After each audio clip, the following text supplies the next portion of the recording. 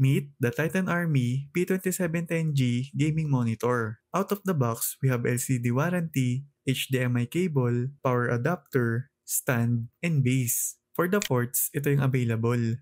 Tilt lang yung adjustment option but BESA compatible naman. About sa display, 27-inch IPS panel with 180Hz refresh rate, 1 ms response time, and Full HD resolution. Smooth sa fast-paced games, adaptive sync supported, and native 180Hz refresh rate. Maganda din yung color output and minimal lang yung ghosting. May slight improvement sa dark scenes pag naka-on yung HDR. And sakto for watching movies dahil bright yung colors.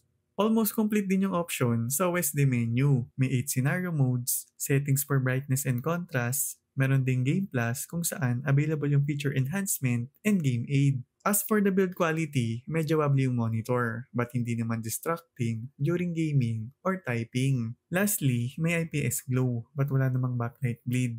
Normal lang din yung init niya even after long hours of use.